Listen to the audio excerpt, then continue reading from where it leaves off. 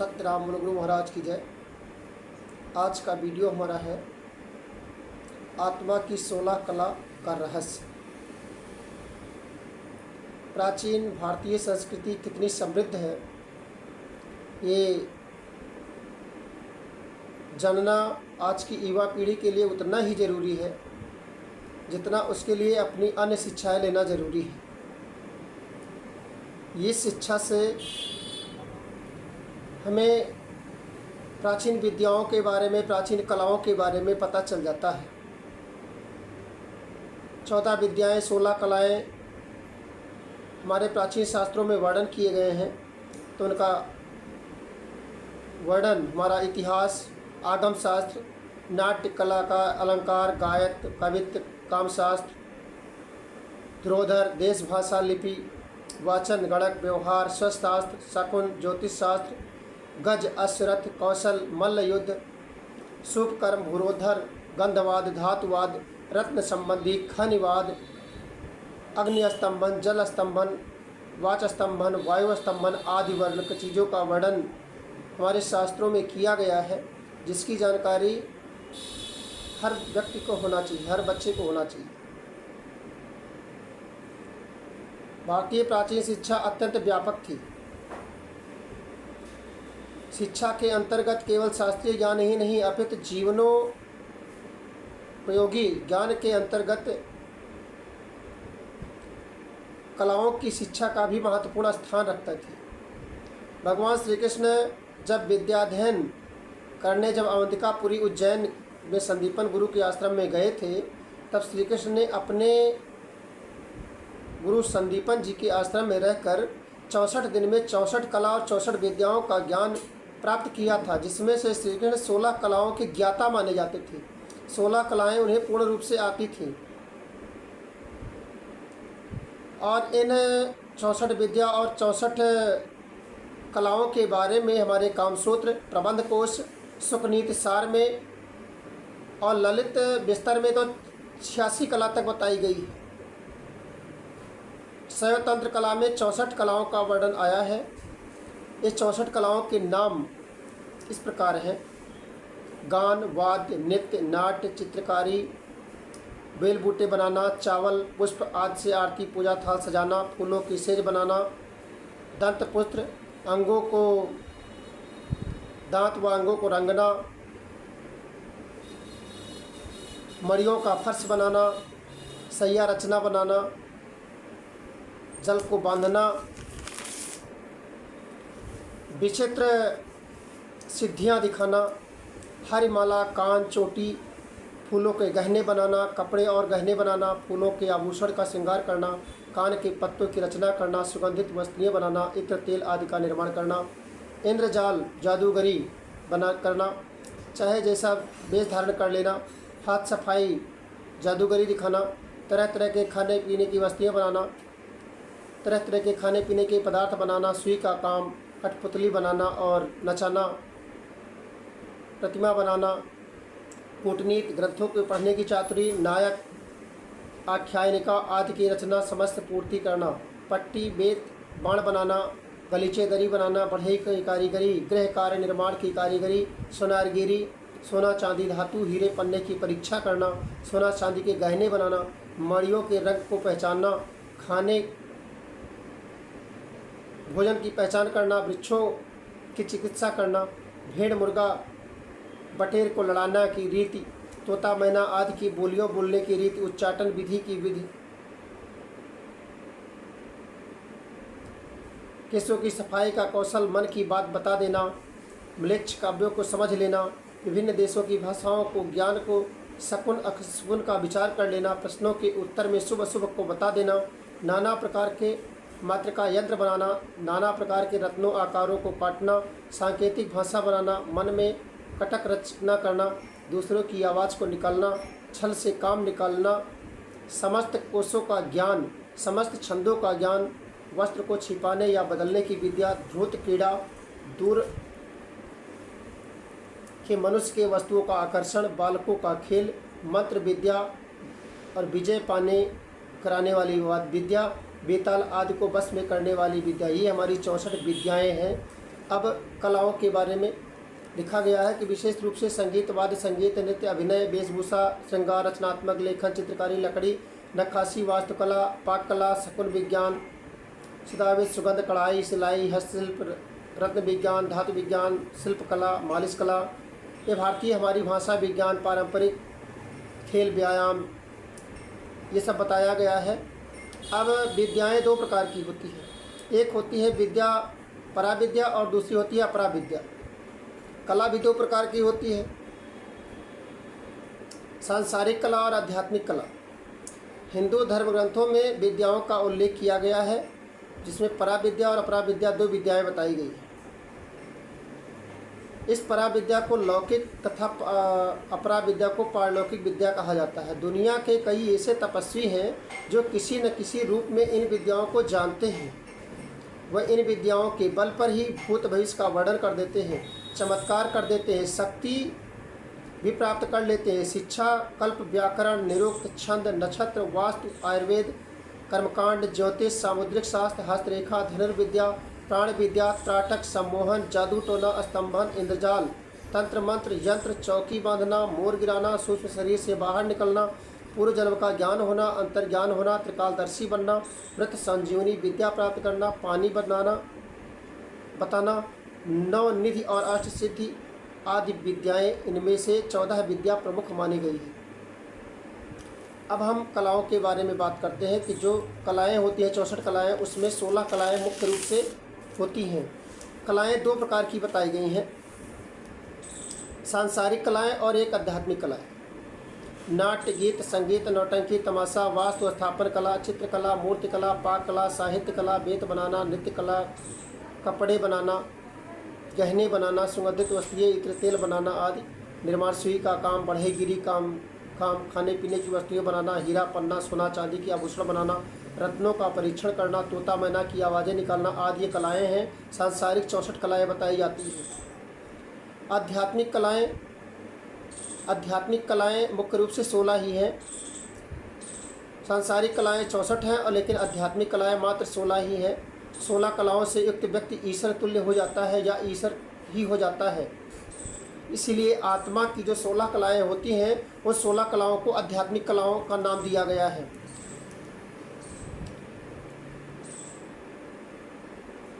बोध, चेतना, आत्मज्ञान, जागरण की अवस्था या मोक्ष का स्तर इन आत्मा के स्तर पर होता है। मानव शरीर में जो चेतना है उसकी भिन्न भिन्न अवस्था को कला कहते हैं। मानव में चेतना जितनी जागृति होती है, चेतना में जितनी जागृति अव्यक्त हो रही है, उतनी कलाएं मानी जाती हैं। जड़ चेतन का भेद होता है। इस प्रकार से प्रतिपदा के दिन चंद्र के प्रकाश में कम होता है। चंद्र की कला है, जैसे जैसे बढ़ती है वैसे वैसे प्रकाश बढ़ता जाता है और पूर्णिमा के दिन चंद्र पूर्ण रूप से चमक उठता है। इसी तरह से आत्मा दिव्य अलौकिक बनती चली जाती है। आत्मा की कम जागृति को पहली कला और आत्मा की पूर्ण जागृति को चरम पर जब होती है हमारी आत्म जागृति, तो उसको 16वीं कला माना जाता है। 16वीं कला व्यक्ति ईश्वर तुल्य बन जाता है। 16वीं कला के बारे में जानते हैं। पहली कला का नाम है नाम।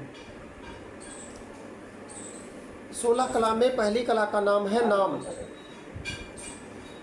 इस जगत की जब रचना हुई तब सभी तत्वों को एक नाम मिला तथा नाम के साथ रूप और गुण भी जुड़ जाते हैं। हम किसी भी व्यक्ति या वस्तु का नाम, रूप या गुण से जानते पहचानते हैं। इस आत्मा का सबसे पहली है जागृति। जब जीव जगत आता जाता है तो विविध गुणों की अनुभूति होती है, जैसे ठंडी, गर्मी, बर्फ, पत्थर, पेड़, पौधे, मानव का नाम सभी गुण रूप नाम के द्वारा समावेश प्राप्त हो जाता है। इस आत्मा की जागृति पहली कला है और दूसरी कला होती है लोक कला। जब व्यक्ति थोड़ा बड़ा होता है तब नाम, शहर, मोहल्ला, जिला, प्रदेश, विदेश आदि की जानकारी प्राप्त करता है। जब व्यक्ति बड़ा होता है तब वो अपने इलाके की जानकारी प्राप्त करता है। आत्मा की जागृति का स्तर नाम, रूप, गुण से बढ़कर लोक कला तक विस्तृत हो जाता है। दुनिया की जानकारी प्राप्त हो जाती है, परंतु अभी तक उसे ये ज्ञान नहीं हुआ है कि कौन है हम, कहाँ से आए हैं और क्यों आए हैं। इसके अंतर्गत पशु पक्षी, छोटे बच्चे इत्यादि का समावेश होता है। तीसरी कला है कर्म। तीसरी कला में व्यक्ति अपने कर्म शुरू कर देता है। कर्म में खाना पीना, सो जाना, मैथुन करना, बच्चे पैदा करना, लड़ना झगड़ना। अब आत्मा की जागृति तीसरी कला में है, कर्म में है। ये संसार के लोगों को सिर्फ इतना ही ज्ञान है कि अपने कर्म मानते हैं कि हमारा जन्म इसीलिए हुआ है, सिर्फ कर्म करने के लिए हुआ है। चौथी कला है मंत्र। चौथी कला में मनुष्य को ज्ञान हो जाता है कि कौन सा कर्म अच्छा है, कौन सा कर्म बुरा है, इसे करना चाहिए, इसे नहीं करना चाहिए, कौन सा सही मार्ग है। उस मार्ग को अपना कर वो अपना कर्म करता रहता है। मनुष्य को पता चल चुका होता है कि जीवों पर दया करना चाहिए, किसी के हक का नहीं खाना चाहिए, अपनी मेहनत की कमाई करके खाना चाहिए, सबके साथ मिलजुल कर रहना चाहिए, लोगों की मदद करना चाहिए। जब व्यक्ति आदर्श युक्त होता है तब उसे मंत्र कहते हैं। अच्छे गुण को ग्रहण करता है और जो खराब होता है उसे त्याग कर देता है, ग्रहण नहीं करता। कई लोगों को कहते सुना होगा कि ये मेरा जीवन मंत्र है। व्यक्ति को चेतना ऊपर चढ़ चुकी होती है, इससे बुद्धिमान और आदर्शवान विवेकवान प्राणी हो जाता है। ये चौथी कला है, जहाँ पर ज्ञान की जागृति होने लगती है, क्या अच्छा है, क्या बुरा है, क्या सही है, क्या गलत है। इसी आदर्श वाक्य को मंत्र कला कहा जाता है। ज़्यादातर लोग चौथी कला में ही जीते हैं। यही चौथी कला मंत्र कला है, जिससे ऊपर अपनी चेतना को नहीं ले जा सकते। पांचवी कला का नाम है तप। तप का मतलब त्याग से है। जब मनुष्य सोचेगा कि हम दूसरे के हक को नहीं खाएंगे, तब उसे भोजन का त्याग करना पड़ेगा। जब व्यक्ति दूसरे को सुख पहुंचाना चाहता है, तब उसे भूखा भी रहना पड़ जाता है। अपने सुख का त्याग करना होगा। जब हम दूसरे को सुख पहुंचाएंगे तो अपने सुख का त्याग करना पड़ेगा। जब व्यक्ति कहता है कि सबसे मिलजुल कर रहूँगा, तब उसके अंदर दयावान, धैर्यवान बनने की क्षमता बढ़ती है, सहन शक्ति की क्षमता बढ़ जाती है। इसी को त्याग की भावना को तप कहा गया है। अब व्यक्ति की आत्मा इतनी जागृत हो गई है कि वो दूसरे वस्तुओं पदार्थ का जगत के लिए तप कर सके, परोपकार की भावना में रह सके और अपने सुख का त्याग कर सके। अब वो व्यक्ति किसी के दुख को अपना दुख मानता है, किसी के सुख को अपना सुख मानता है। वो ये देख सकता है कि जो व्यक्ति अपनी बाहरी और आंतरिक सुख का त्याग करता है, इसे ही तप कहा जाता है। छठी कला है वीर्यम। जब व्यक्ति को लौकिक व अलौकिक शक्तियों का ज्ञान होने लगता है, जब व्यक्ति मिलजुल कर रहने लगता है, तब सामूहिक शक्ति का ज्ञान होता है। जब कानून तोड़ा तो कानून की शक्ति का ज्ञान हुआ। जब व्यक्ति को शारीरिक एवं मानसिक शक्तियों का ज्ञान हो गया, आध्यात्मिक शक्तियों का ज्ञान होने लगता है, तो ये व्यक्ति की छठी कला होती है। सातवीं कला का नाम है अन्नम। जगत का कोई भी प्राणी प्रमुख 3 कार्य करता है। पहला है भोजन करना, दूसरा है मैथुन करना और तीसरा है सो जाना। मनुष्य की सबसे पहले अन्न और जल ग्रहण करता है। सबसे पहली प्राथमिकता अन्न और जल से है। खाने पीने के लिए सारी जिंदगी संघर्ष करता रहता है। जो आत्मा जगत नहीं है, वो सिर्फ खाने के लिए ही जीते हैं। कई लोग स्वाद के लिए खाना खाते हैं, उसके लिए जीवन टिकाए रखने के लिए, लेकिन कुछ लोग खाते हैं स्वाद के लिए खाते हैं। जब आप सातवीं कला प्राप्त कर लेते हैं तो फिर आपको ये पता चल जाता है कि आपके लिए कौन सा भोजन उचित है या अनुचित है। आपके लिए ये उचित है या अनुचित है, हम भोजन क्यों कर रहे हैं, आपको किसी से पूछने की ज़रूरत नहीं रह जाती। आपको उपवास करना चाहिए या भोजन करना चाहिए, आपको मांसाहार या शाकाहार कौन सा भोजन करना चाहिए, आपको फलाहार करना चाहिए, भोजन करना चाहिए या उपवास करना चाहिए। आपको ये सारे ज्ञान आपको प्राप्त हो जाते हैं। जब आप भोजन को सिर्फ स्वाद के लिए नहीं करते हैं, आप जीवन जीने के लिए भोजन करते हैं, तब आपके लिए चाहे 10 पकवान रखे हों, चाहे सूखी रोटी रखी हो, आपके लिए दोनों बराबर एक तुल्य लगते हैं। तब आप न दुखी होते हैं, न उसके लिए आप सुखी होते हैं। आपका चेतना का स्तर 7वीं कला में पहुंच जाता है। आप 8वीं कला में पहुंच जाते हैं। 7वीं कला में पहुंच जाते हैं और 8वीं कला का नाम है मन। कई साधक और तपस्वी 8वीं कला तक पहुंच जाते हैं। तब आपको मन का ध्यान होने लगता है। मन और आत्मा को अंतर को समझ में दिखाई पड़ने लगता है। ये दिखाई देने लगता है मन आपको आत्मा के मनोमय कोश का ज्ञान होने लगता है। मन को क्रिया, मन की चंचलता और मन शांत स्थिर हो जा सकता है। इसलिए ख्याल होने लगता है, आपको ये अपने ध्यान में आने लगता है कि आप जान जाते हो कि किस प्रकार से मन मुक्ति और बंधन का कारण है। जो मन वस्तु, पदार्थ, धन, परिवार में दुख सुख झेलता है, देखता है, वो अब ऐसा नहीं करता है। जब मन के स्तर को हम समझ लेते हैं तब हमारा मन विचलित नहीं होता, भटकता नहीं है। जब व्यक्ति का मन स्थिर हो जाता है, मन पर नियंत्रण कर लेता है, तब वो शक्ति की अनुभूति करने लगता है, मन आनंद की अनुभूति कर लेता है। जब मन पर विजय प्राप्त कर लेता है तब मनुष्य 8 कलाओं वाला बन जाता है। 9वीं कला का नाम है इंद्रिय। आपने मन को नियंत्रित कर लिया है, परंतु मन को भटकाने वाली, मन को भ्रमित करके पथ बदलने वाली इंद्रियां हैं। इंद्रियां जो मांग करती हैं, मन उसे पूरा कर देता है। मन इंद्रियों की सेवा में लगा रहता है, जबकि मन इंद्रियों का राजा है। राजा के आदेश का पालन इंद्रियों को करना चाहिए, लेकिन ऐसा नहीं होता। इंद्रियां जो मांग करती हैं, मन उसको लाके देता है।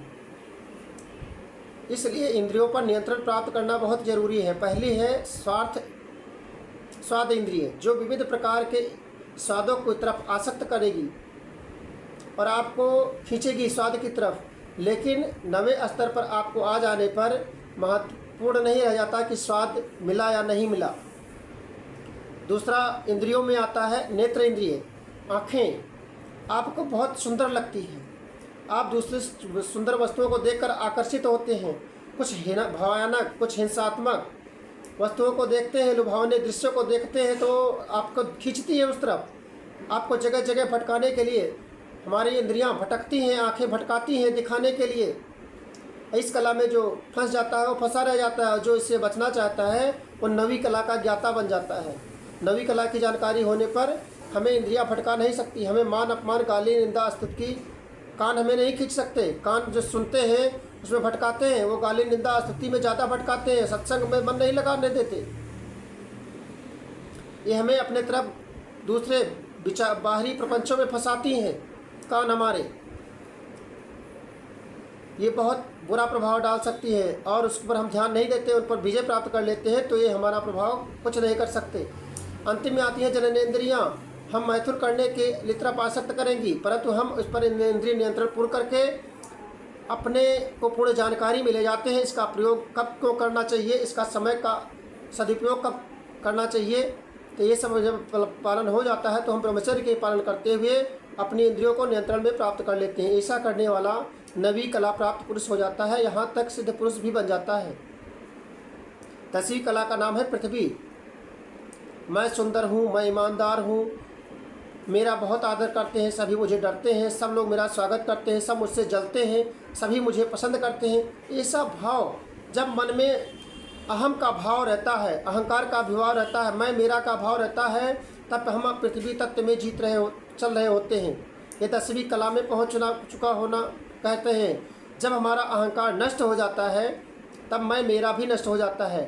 आपका स्वभाव सरल हो जाता है, आपका मन शांत रहता है, आपके मान अपमान, ईर्ष्या, द्वेष की भावना नहीं रह जाती है।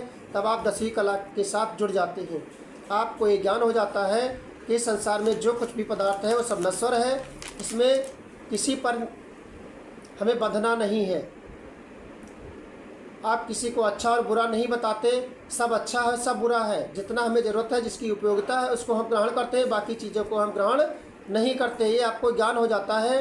तो ये आपका स्थूल शरीर पृथ्वी की अणुओं से बना हुआ है। जब हमें ज्ञान हो जाता है कि जिससे सारा ब्रह्मांड बना है, सारे ब्रह्मांड का निर्माण हुआ है, हमारे शरीर का निर्माण हुआ है, पूरे संसार के ब्रह्मांड के सभी पदार्थों का निर्माण हुआ है, तो हम पृथ्वी तत्व के सक्रिय होने से आपके मन में ठहराव होने लगता है, आपका विचार और कार्य परिवर्तन आ जाता है, आपका मूलाधार चक्र जागृत हो जाता है। जब आपको मूलाधार चक्र जागृत होता है तब आपको कई सिद्धियां मिलना आरंभ हो जाती हैं। आपको अणिमा और लघिमा नाम की सिद्धि प्राप्त हो जाती है। आप अपने शरीर को बड़ा या छोटा बना सकते हैं, आप किसी भी पदार्थ या वस्तु का परिवर्तन कर सकते हैं, आप बड़े से बड़े जख्म, घाव या बीमारी को ठीक कर सकते हैं।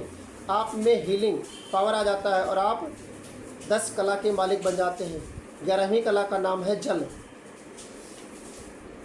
जल जो आपके भीतर बल है वो जागृत हो जाता है। गुरुत्वाकर्षण बल, विद्युत चुंबकीय बल, यांत्रिक बल, घर्षण बल, इनका ज्ञान प्राप्त होने लगता है। इससे आपको वैज्ञानिक बनने की जरूरत नहीं होती। आपका जल पर नियंत्रण हो जाता है। जब आपको कई सारी सिद्धियां प्राप्त हो जाएंगी, जैसे कि गरिमा और लघिमा, यानी कि आप किसी वस्तु को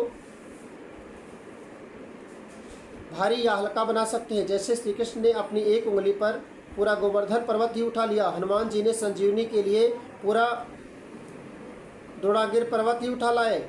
आपने सुना होगा कि वो चीज़ भारी और हल्की बन जाती है। आप में ये भी गुण आ जाता है जब आप किसी वस्तु को अपनी तरफ आकर्षित कर सकते हैं, किसी भी वस्तु को पास ला सकते हैं या दूर भेज सकते हैं। आप अपनी बुद्धि का सही से प्रयोग करना सीख जाते हैं। 12वीं कला का नाम है अग्नि। 12वीं कला में आपके ज्ञान चक्षु खुल जाते हैं। मानसिक यानी कि आपका तीसरा नेत्र खुल जाता है। आप किसी ठंडी वस्तु में भी आग पैदा कर सकते हैं और गर्म वस्तु को ठंडा बना सकते हैं। आपका तापमान पर नियंत्रण हो जाता है। आपका आभामंडल विस्तृत होने लगता है, जिससे आपको प्रतिदिन नाम की प्राप्ति की सिद्धि मिल जाती है, जिसमें आप किसी भी जीव जंतु पशु पक्षी की भाषा का ज्ञान समझ सकते हैं। ये प्राप्ति सिद्धि प्राप्त होने पर हम दूसरे लोगों की, पशु पक्षियों की, जीव जंतुओं की भाषा को समझ सकते हैं। 13वीं कला का नाम है वायु। अब आपकी चेतना इतनी ऊपर उठ चुकी है कि आप वायु तत्व पर नियंत्रण प्राप्त कर लिए हैं। आपकी चेतना वायु में, आकाश में विचरण कर रही है। आप उड़ भी सकते हैं, पानी के अंदर कई दिनों तक रह भी सकते हैं। इसी को प्राकाम्य सिद्धि कहते हैं। 14वीं कला का नाम है आकाश। आकाश तत्व पर नियंत्रण हो जाने पर जो भी शब्द बोला जाएगा वो सत्य हो जाएगा। समस्त पंचभूतों से एक रूपता हो जाती है, सब पर नियंत्रण हो जाता है। जड़ चेतन इच्छानुसार कार्य करते हैं। 14 कला प्राप्त करने के बाद मनुष्य भगवान बन जाता है। अब आत्मा इतनी विकसित हो चुकी होती है कि अब कोई गलत कार्य उससे हो ही नहीं सकता। उसका एक ही लक्ष्य रहता है, जगत का कल्याण करना। संकल्प विकल्प मन से उसका अंत हो जाता है। संकल्प विकल्प मन में कुछ भी नहीं रह जाता, सिर्फ जगत कल्याण के लिए कार्य करता है। 15वीं कला का नाम है श्रद्धा। अब उसे परम शक्ति में अपार श्रद्धा हो जाती है। परम स्वरूप सत्य का आभास हो जाता है। परम स्वरूप सत्य बन जाता है। समय पर नियंत्रण हो जाता है उसका। जिसका शरीर पर समय पर नियंत्रण हो जाता है वही सतस्वरूप परमात्मा हो जाता है। शरीर वृद्धि उसकी रुक जाती है अथवा अपनी इच्छा से उसकी वृद्धि होती है और वो सर्वव्यापी हो जाता है। जगत व्यक्ति वो पूर्ण बन जाता है। वो मृत्यु पर अधिकार प्राप्त कर लेता है। मृत्यु पर इच्छा मृत्यु उसकी हो जाती है। इसी को इच्छा मृत्यु कहते हैं। मनुष्य हजारों वर्षों तक वो चाहे तो जीवित रह सकता है। 16वीं कला का नाम है प्राण। इस कला में व्यक्त और अव्यक्त सभी कलाएं होती हैं। इसकी यही दिव्यता है कि मनुष्य दिव्य प्रकाश युक्त हो जाता है, वो प्रकाशमयी हो जाता है। ऐसा व्यक्ति सब कुछ कर सकता है जो भगवान कर सकते हैं। वो उच्च कोटि की आत्मा की जागृति हो जाती है। मनुष्य को ईशत्व की प्राप्ति हो जाती है। आत्मा कारण का भी कारण बन जाता है। इसमें व्यक्ति अपने स्वरूप को स्वयं बना सकता है, ब्रह्मांड बना सकता है। वो व्यक्त और अव्यक्त दोनों को बना सकता है। 16वीं कला प्राप्त हो जाने पर व्यक्ति और परमात्मा में अंतर नहीं रह जाता, वो पूर्ण परमात्मा हो जाता है। ये जो शब्द लिया गया है, ये जो वीडियो बनाया गया है, ये प्रश्नोपनिषद से लिया गया है, जिसे पिपलाद ऋषि ने लिखा है। पिपलाद ऋषि ने 16 कलाओं का आत्मिक ज्ञान, उनका उच्च स्तर के बारे में बताया है। वही वीडियो में समझाया गया है। इसी तरह की वीडियो को सुनने के लिए अगला वीडियो सुने और इस वीडियो में जो आपको समझ में आए उसके बारे में आप कमेंट करके ज़रूर बताएं।